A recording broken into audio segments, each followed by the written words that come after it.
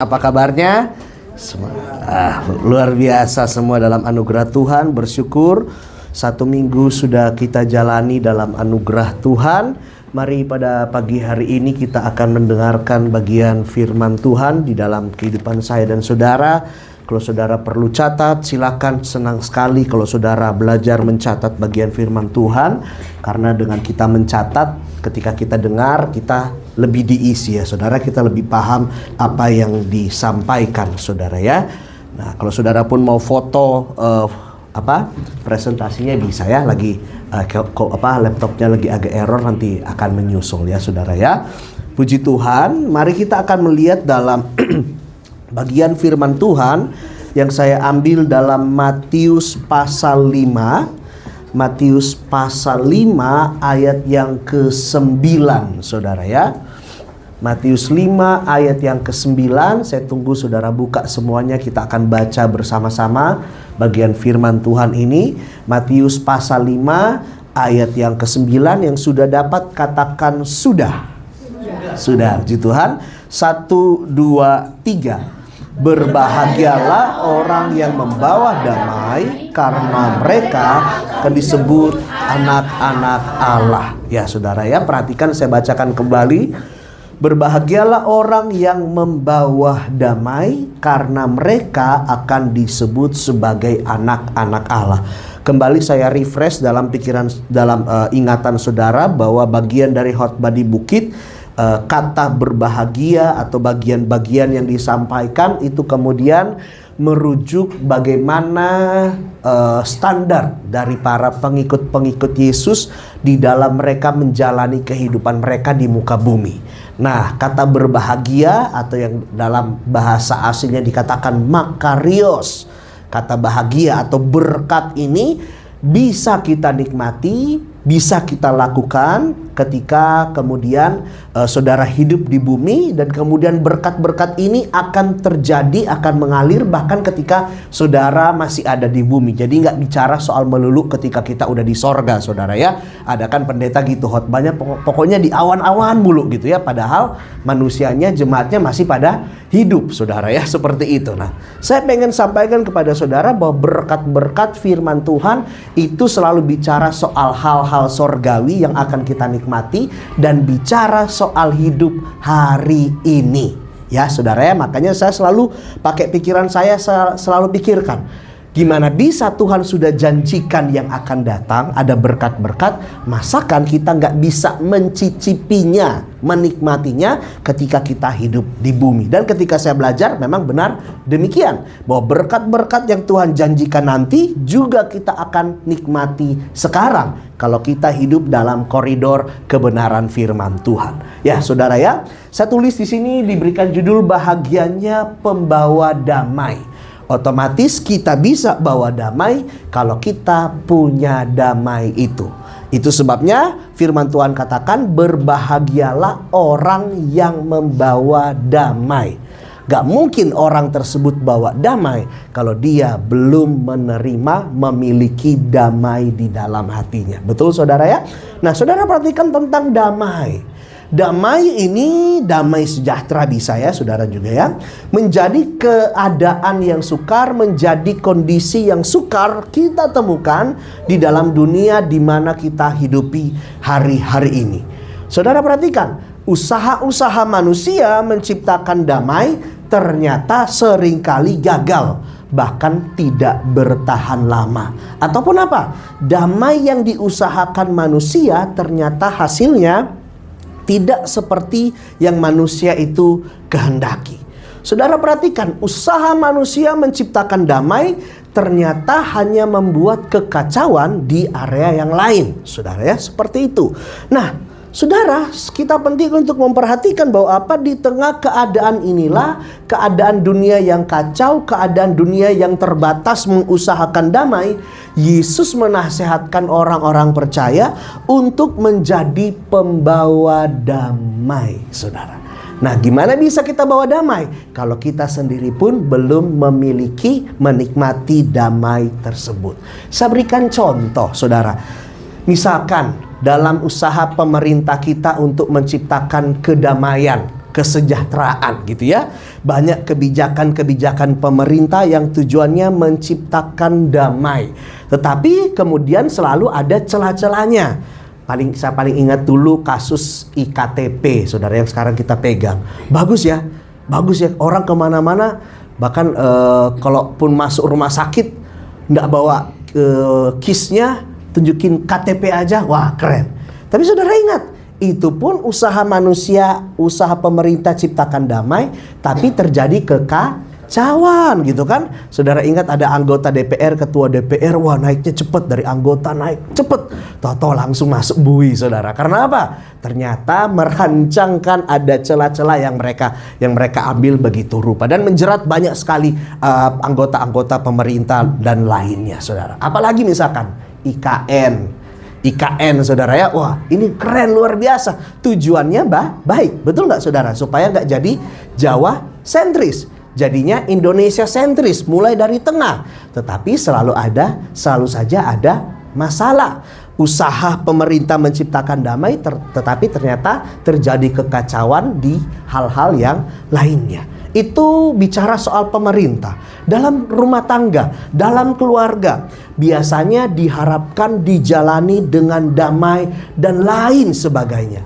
Tetapi kenyataannya dalam rumah tangga, kalau kemarin dibahas di Komsel, minta sabar, yang datangnya justru hal-hal yang membuat nggak sabar ya. Itu memang tujuannya kan. Kalau kita nggak mungkin sabar kalau nggak ada orang yang ngundang ketidaksabaran kita gitu. Kalau nggak ada pemicunya, kita nggak bisa kontrol diri. Nah demikian juga dalam rumah tangga gitu ya saudara. Saya percaya segala usaha-usaha manusia menciptakan damai dalam segala sesuatu pasti selalu ada batasnya. Betul nggak saudara? Selalu ada batasnya. Atau satu lagi contoh, misalkan orang yang meninggal, seringkali kita tulis RIP, betul ya saudara, rest in peace. Nah orang yang meninggal, keluarganya yang ditinggal. Kalau yang meninggal banyak utangnya, banyak masalahnya, yang tidak damai keluarganya saudara, betul tidak? Yang mati ya udah kaku aja, bodoh amat, ada utang, ada rentenir juga berdiri depan peti, gak bakalan bangun saudara ya, gak bisa saudara. Nah itu kemudian yang kita bisa lihat, segala upaya-upaya manusia menciptakan damai dalam dirinya, keluarganya, usahanya, pekerjaannya, nilai-nilai ideal kita tentang kedamaian selalu akan capai kepada batasnya. Selalu akan capai kepada batasnya saudara. Tetapi saudara perhatikan, di tengah-tengah keterbatasan kita mengusahakan damai, lah sekarang datang perintah Tuhan. Berbahagialah orang yang membawa damai. Kita mikir, Tuhan, damai aja dalam keuanganku, damai dalam keluargaku, damai dalam pekerjaanku, damai terkait kesehatanku saja, aku tertati-tati mengusahakannya. Gimana sekarang aku disuruh untuk membawa damai ke orang-orang di sekitarku? Nah saudara, mari kita lihat di sini ada dua kata damai yang terkenal dalam Alkitab, dalam Perjanjian Lama, Perjanjian Baru, bahasa Ibrani, bahasa Yunani tentang damai. Yang pertama artinya Eiren. Ada anak sekolah minggu nama Eiren juga ya saudara ya. Atau ada dinamain Indonesia Iren. Nah bagus itu namanya ya, Eirene. Artinya ini bicara soal damai secara jasmani, damai secara lahiri ya. Bagus juga ya kalau ada anak cewek dinamain Eiren, bagus juga. Eirene boleh, bagus juga saudara ya. Tapi saudara perhatikan, ada satu kata lagi bahasa Indonesia, bahasa asli menggambarkan tentang damai, artinya shalom. Bilang shalom. Puji Tuhan. Shalom. Puji Tuhan. Artinya apa? Artinya damai baik, perhatikan. Damai dalam situasi yang buruk dan damai dalam situasi yang baik. Kalau semuanya cukup, nggak mepet gitu ya, aman-aman, kira-kira damai nggak? Damai, otomatis. Tapi ketika lagi kurang, lagi kepepet, lagi hadapin masalah ini, masalah itu, wah macam-macam. Tidur malam aja nggak nyenyak gitu saudara. Kalau saudara tidur malam masih enak, puji Tuhan, saudara menikmati shalom, menikmati damai. Amin. Puji Tuhan ya saudara ya. Perhatikan di sini. Tuhan rindu dalam kehidupan kita nggak hanya mengalami shalom, tapi kita juga mengalami apa? eirene dan shalom. Artinya apa? Tuhan rindu saya dan saudara mengalami damai, baik secara jasmani, pekerjaan, keuangan, kesehatan, keluarga, maupun damai secara rohani. Tak peduli masalah datang, pergumulan datang, tetapi ada damai sejahtera dalam hati. Amin, saudara ya. Tuhan rindu kita semua mengalami damai dalam segala sisi kehidupan kita. Nah tentu dalam beragam area kehidupan kita tidak semua lengkap. Tetapi mari hari ini saya percaya kalau ada pergumulan salah satu ini dan itu yang tampaknya kok sengaja ya Tuhan kasih, Tuhan biarkan, Tuhan izinkan kita untuk apa? Membangun shalom, memiliki shalom di dalam hati saya dan saudara. Amin. Saudara ya, mari kita lihat ayat firman Tuhan dalam 2 Tesalonika 3 ayat 16, saudara ya. Baca sama-sama 1, 2, 3. Dan ia Tuhan damai sejahtera kiranya mengaruniakan damai sejahteranya terus menerus dalam segala hal kepada kamu. Tuhan menyertai kamu sekalian. Saya sering baca ayat ini, tapi ketika siapin ini saya pas baca lagi sebenarnya saya mau masukkan di poin, tapi akhirnya saya keluarkan sendiri karena ada yang menarik. Saudara perhatikan, dikatakan dan ia Tuhan damai sejahtera. Gak dibilang dan ia Tuhan pemberi damai, gitu ya. Gak dibilang bahwa dia Tuhan yang mengaruniakan damai, tapi disambung dan ia Tuhan damai sejahtera. Saudara, kita harus perhatikan ini sesuatu yang powerful, yang kuat, yang saudara harus imani. Bahwa begini, Tuhan kita tidak sekedar memberi damai, tapi dialah damai itu. Amin, saudara. Jadi saya sederhanakan, selama hidup saudara punya Tuhan, maka saudara punya damai. Amin, saudara ya. Maka lagu tadi bilang beres KB gitu ya saudara. Selesai semuanya karena punya damai di dalam kehidupan saya dan saudara gitu ya saudara. Damai itu bukan sesuatu yang berada di luar diri Allah, tetapi damai itu adalah Allah sendiri. Seperti kasih adalah berasal dari diri Allah, tetapi kasih juga itu adalah Allah sendiri. Amin, saudara ya. Nah, mari saya akan ajak saudara melihat beberapa dimensi damai yang disampaikan di dalam Alkitab, dan saya berdoa kiranya ini kemudian membangkitkan iman saudara, meyakinkan saudara dalam segala musim kehidupan. Saudara didesain Tuhan, diberkati Tuhan untuk menikmati damai. Kalau saudara sudah nikmati, sudah mengalami damai, saya percaya secara otomatis itu saudara akan bawa baik dalam keluarga, suami istri, anak-anak, pekerjaan, keluarga, dan segala area kehidupan saudara. Kita lihat di sini damai seperti apa sih yang dimaksud oleh Tuhan Yesus yang harus kita bawa kepada orang-orang di sekitar kita. Kita lihat yang pertama, dikatakan bahwa damai sejahtera itu datang, lahir, tumbuh oleh perantaraan Kristus. Saudara lihat ya, 2 Korintus 5 ayat 18. Baca sama-sama 1, 2, 3. Dan semuanya ini dari Allah yang dengan perantaraan Kristus telah mendamaikan kita dengan dirinya, dan yang telah mempercayakan pelayanan pendamaian itu kepada kami. Saudara perhatikan yang saya akan highlight, dikatakan yang dengan perantaraan Kristus telah mendamaikan, katanya. Telah mendamaikan kita dengan dirinya. Nya di sini maksudnya bicara soal Allah yang ada di kalimat yang pertama. Nah, saudara perhatikan kenapa damai disinggung bahwa itu lahir, tumbuh, dapat kita nikmati kalau ada perantaraan Kristus di sana. Dikatakan begini, saudara. Damai di dalam diri manusia seketika itu hilang ketika manusia terpisah daripada Allah.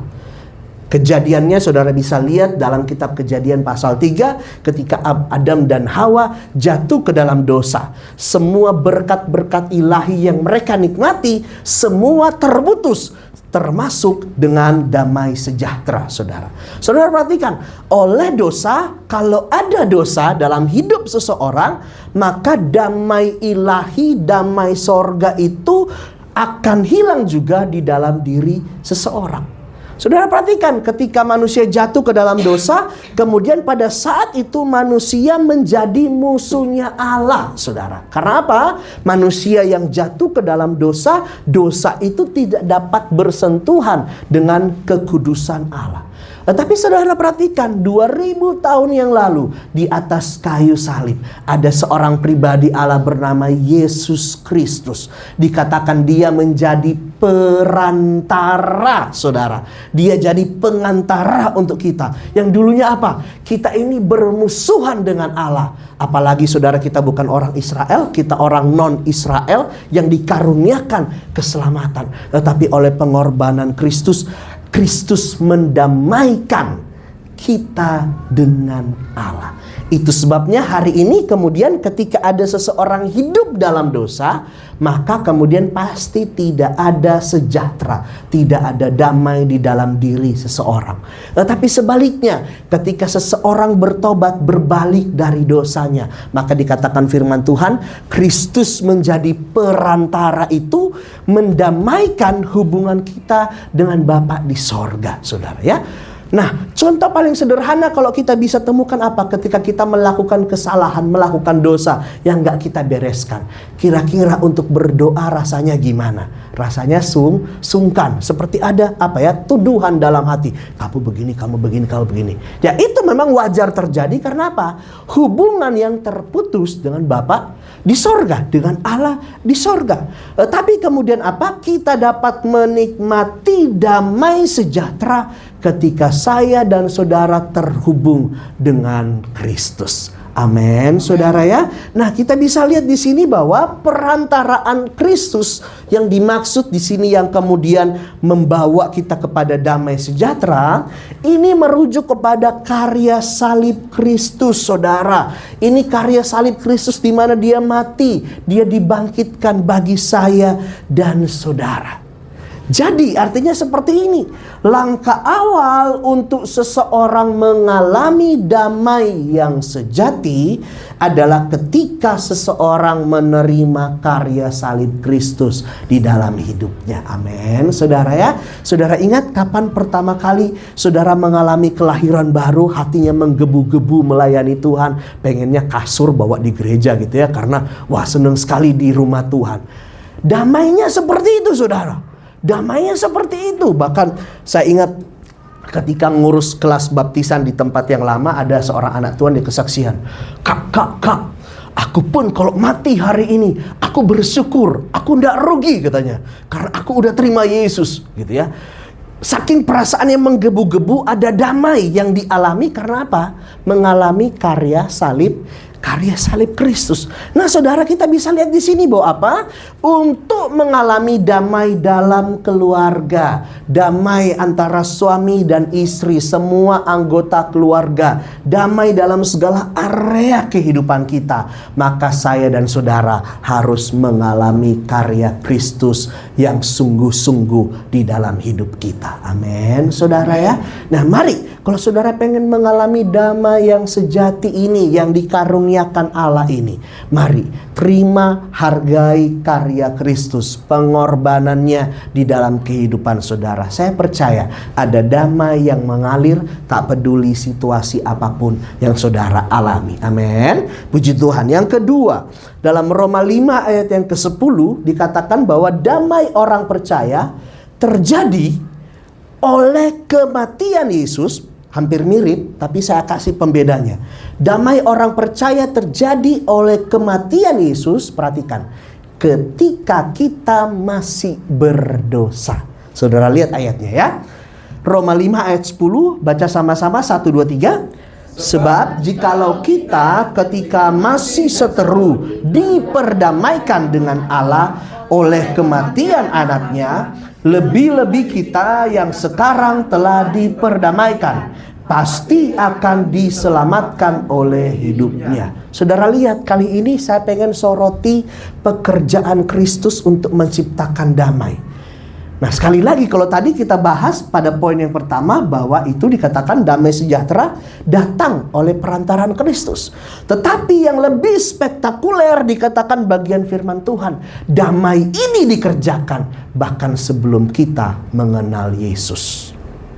Luar biasa enggak saudara? Di dalam kekekalan Allah, Tuhan udah rencanakan, anakku kamu akan menerima damai. Anakku engkau akan menerima damai. Anakku engkau akan menerima damai. Bahkan sebelum kita mengenal siapa Kristus, sebelum kita terkoneksi dengan Yesus, sebelum kita lahir baru, sebelum kita bertobat, di dalam rencana Allah yang mulia, Dia sudah rencanakan, Dia sudah rancangkan untuk saya dan saudara mengalami damai, saudara ya. Nah, saudara perhatikan di sini bahwa apa? Yang pertama, penyediaan damai di dalam diri manusia terjadi bahkan sebelum seseorang mengenal Kristus, saudara.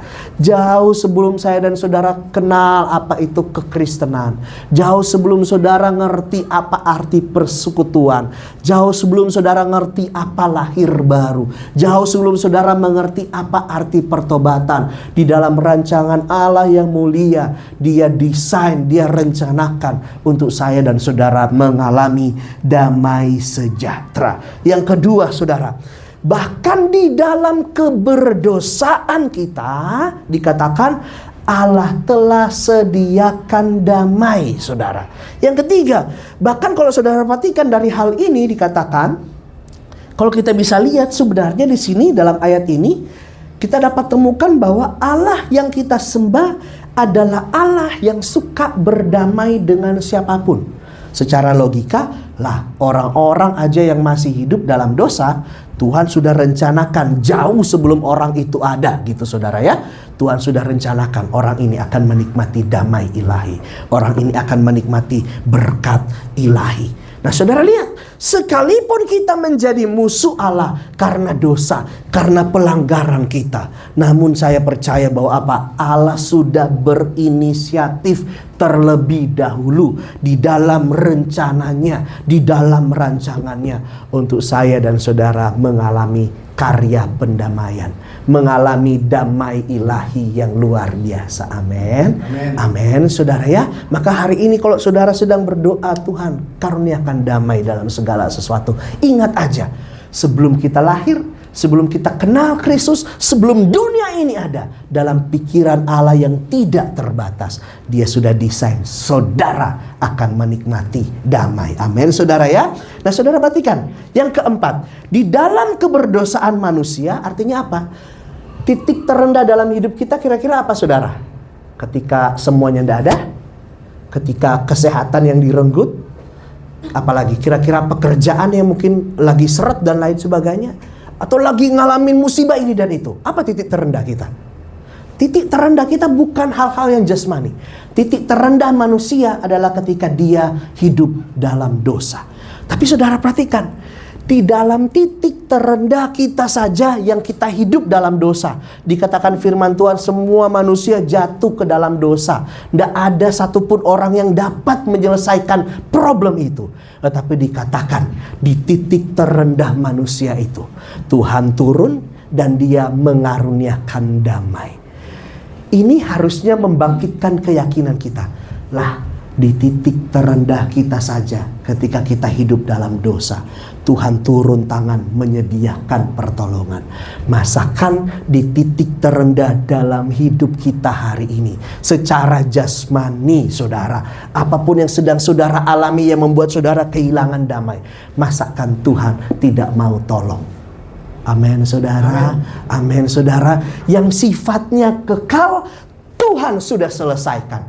Masakan urusan kehidupan 70-80 tahun kita hidup, makan, minum, pakai, pencapaian, target, dan lain sebagainya, masakan Tuhan tidak mau karuniakan damai di situ. Amin, saudara. Percayakah kita? Amin. Puji Tuhan, saudara punya Allah yang luar biasa seperti ini. Berkat-berkat ini Tuhan rancangkan, Tuhan desain, bukan untuk sekedar dipajang kita lihat-lihat tok. Ya, itu untuk orang percaya yang level rohaninya kayak gini. Enggak. itu untuk setiap orang yang menghargai karya Kristus, yang percaya kepada kuasa Kristus. Saudara berhak menikmati damai yang ilahi. Amin, saudara ya. Puji Tuhan.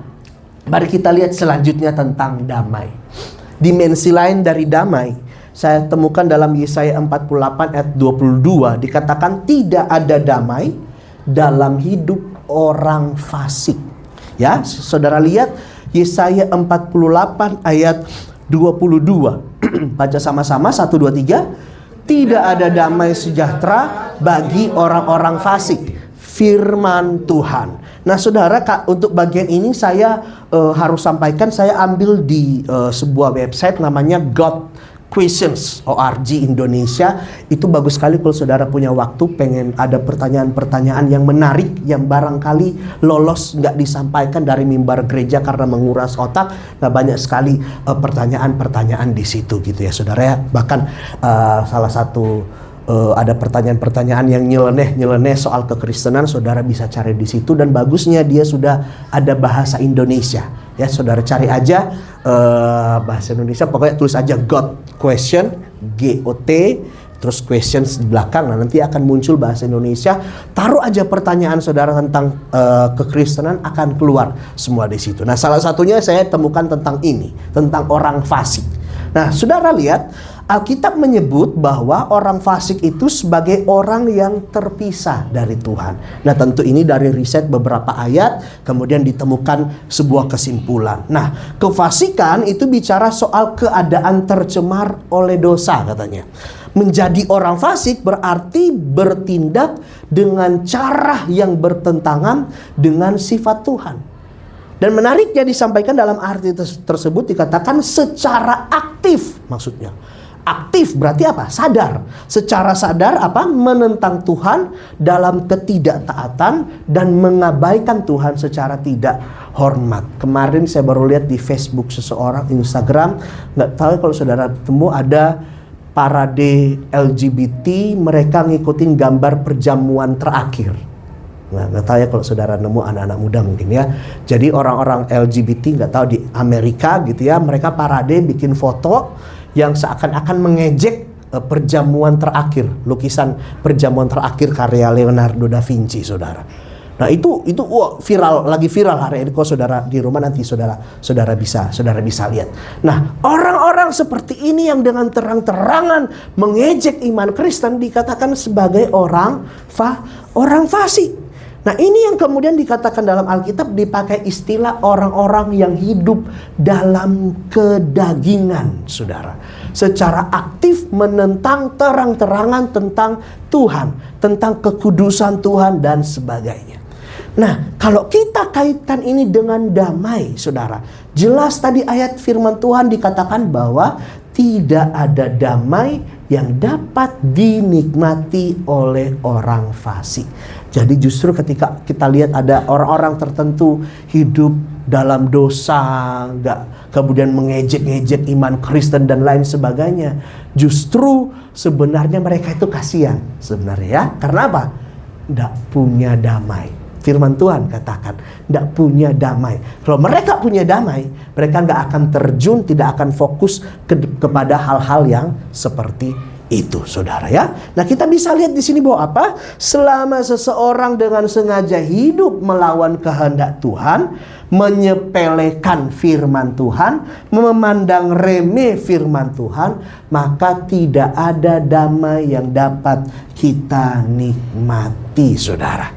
Selama seseorang dengan sengaja kemudian menyepelekan, menganggap remeh firman Tuhan, bahkan dengan ketidaktaatan kita mengejek-ngejek firman Tuhan, saudara, maka tidak akan ada damai yang saya dan saudara nikmati.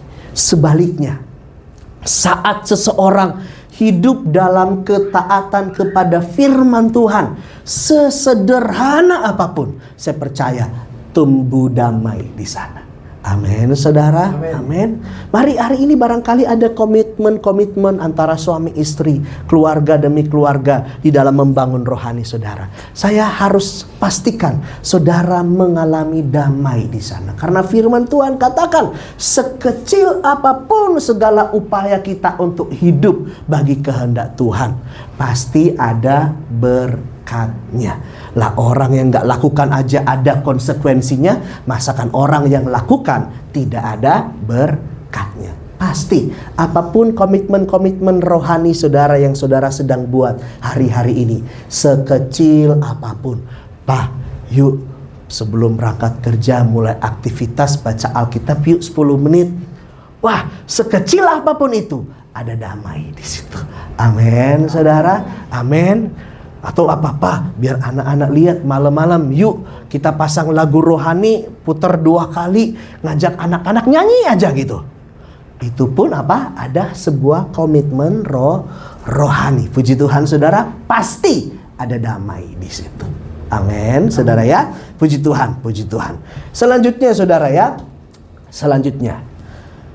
dalam Yesaya 26 ayat 3, saya temukan bahwa keteguhan hati atau ketidakbimbangan itu mendatangkan damai sejahtera, saudara ya. Yesaya 26 ayat 3, baca sama-sama 1, 2, 3. Yang hatinya teguh kau jagai dengan damai sejahtera, sebab kepadamulah ia percaya. Lah harusnya kan Tuhan harus bisa jaga kita bahkan tanpa kita lakukan sesuatu gitu kan, karena dia Tuhan yang berkuasa. Tetapi kenapa bagian firman Tuhan dikatakan yang hatinya teguh kau jagai, kau berkati, kau limpahi dengan damai sejahtera. Nah, saya perhatikan di sini saudara, dalam Yesaya 26 ayat 3, keteguhan hati yang dibicarakan di sini, ini bicara soal pendirian. Ini bicara soal keputusan. Ini bicara soal komitmen. Ini bicara soal pilihan hidup. Untuk apa? Untuk percaya kepada Allah. Nah, saya nggak bisa tarik ini langsung dengan ayat itu. Kita harus lihat konteksnya. Dalam Yesaya 26 ayat 3, kalau saudara bawa Alkitab konvensional, dikatakan di sana, kalau saya tidak salah, keselamatan bagi Israel. Jadi ini bicara soal nubuatan sebenarnya, bagaimana Tuhan akan membawa bangsa Israel keluar dari tanah pembuangan. Dan secara rohani ini bicara soal apa? Keselamatan yang dikerjakan oleh Yesus dan kemudian dikaruniakan kepada kita orang-orang Israel rohani, saudara. Jadi firman Tuhan dikatakan seperti ini, bahwa zaman dahulu bangsa Israel, kenapa Tuhan katakan demikian? Karena apa? Selama sepanjang bangsa Israel, mereka hidup dalam penyembahan berhala. Sekian waktu menyembah Tuhan, sekian waktu menyembah berhala. Gitu ya saudara, kalau saudara baca. Sekian waktu menyembah Tuhan, sekian waktu menyembah berhala. Dan itu sesuatu yang tarik ulur. Terjadi berulang kali. Itu sebabnya kemudian bangsa Israel pada waktu itu Tuhan izinkan mereka untuk ada dalam pembuangan. Dan kemudian bagian firman Tuhan ini datang kepada mereka semua.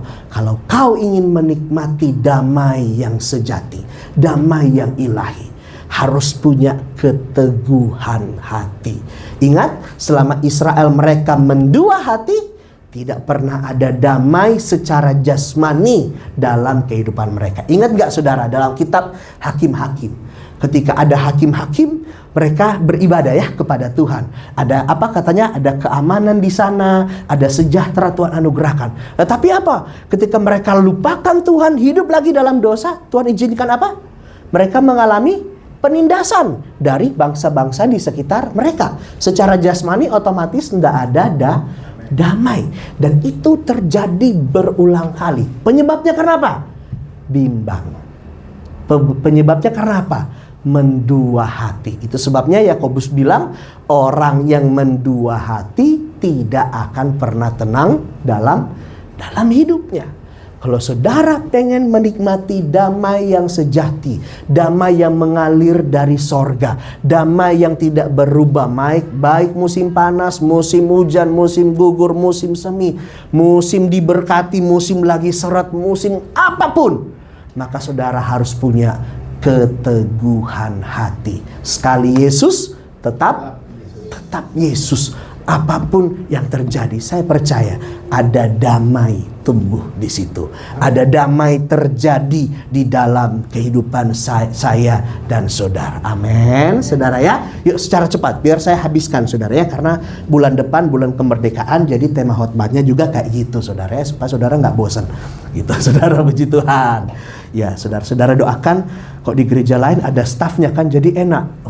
Topik khotbahnya itu bisa beragam ya. Saya sama Bugem ngurus sekolah minggu, saya mikirin minggu 1 sampai 4 khotbah apa ya Tuhan gitu ya. Jadi saudara doakan supaya kuat gitu ya saudara ya. Puji Tuhan. Nah saudara lihat yang kelima, damai Kristus adalah damai yang berbeda dari dunia. Amin, percaya nggak saudara? Percaya, harus.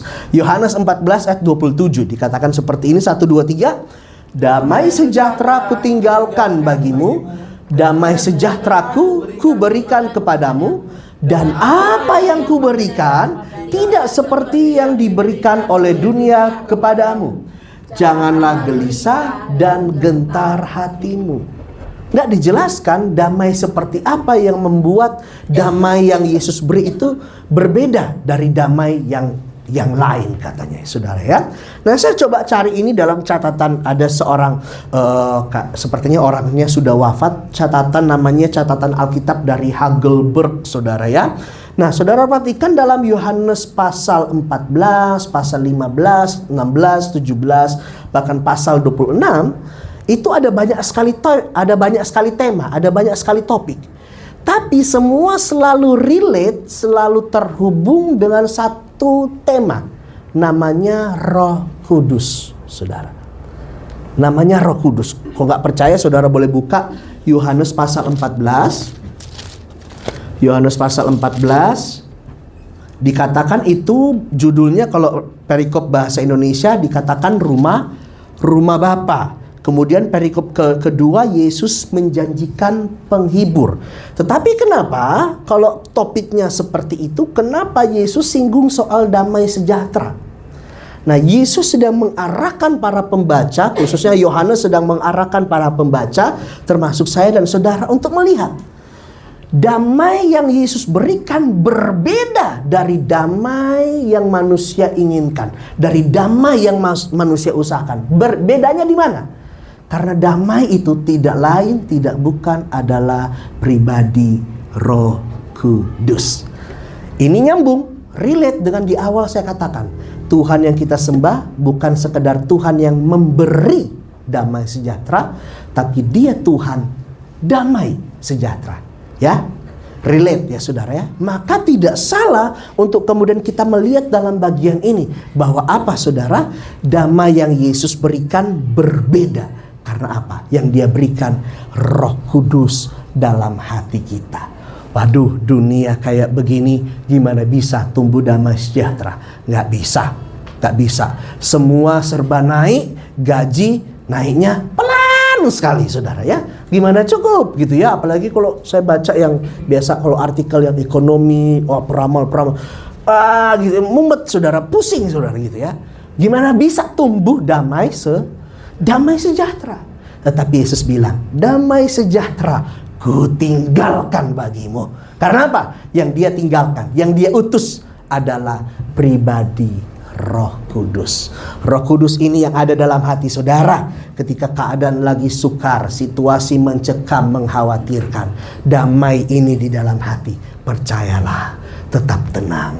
Aku beserta, aku mengasihimu, aku memeliharamu. Amin saudara. Ini yang bikin beda damai yang dari Yesus sama damai yang dunia kerjakan. Damai yang dunia kerjakan cuman bikin masalah untuk hal yang lain. Sifatnya sementara, tidak kekal, bisa berubah saudara. Tetapi damai yang dari Yesus bukan barang, bukan hal-hal tertentu yang bisa kita ukur, tetapi Dia berikan Roh Kudus buat saya dan saudara. Saya kutip ada sebuah statement yang bagus sekali dari si Bapak Hagelberg ini saudara ya. Dia tulis seperti ini. Bagi dunia, tanpa Kristus, damai sejahtera adalah suatu harapan yang hampa. Mau harapin apa dari dunia ini untuk berikan damai? Tapi dia lihat, tetapi bagi manusia yang didiami Roh Kudus, yang ada Roh Kudus dalam hatinya, damai sejahtera dapat menjadi kenyataan. Amin, saudara ya. Kalau damai yang dikerjakan manusia terbatas, karena itu manusia yang ciptakan. Suamimu dapat menciptakan damai, tapi damainya terbatas. Istri dapat menciptakan damai, damainya terbatas. Orang tua dapat ciptakan damai, damainya terbatas. Anak-anak, mantu, dan lain sebagainya ciptakan damai, damainya terbatas. Bos bisa janjikan kedamaian, kelimpahan, tapi itu pun terbatas. Kalau saudara pengen mengalami damai yang tidak terbatas, maka saudara datang kepada Yesus. Dia yang mengaruniakan Roh Kudus, saudara. Amin. Puji Tuhan. Saudara mau mengalami damai itu? Amin, puji Tuhan. Saya percaya kalau damai itu ada, mulai tumbuh pelan-pelan, disiram dengan ibadah, disiram dengan doa, disiram dengan firman Tuhan, disiram dengan apa? Mulai belajar taat kepada firman Tuhan. Damai itu akan tumbuh semakin hari semakin besar. Semakin hari semakin besar. Ombak datang, badai datang, tsunami datang, macam-macam datang, saudara tetap punya damai. Amin. Puji Tuhan ya.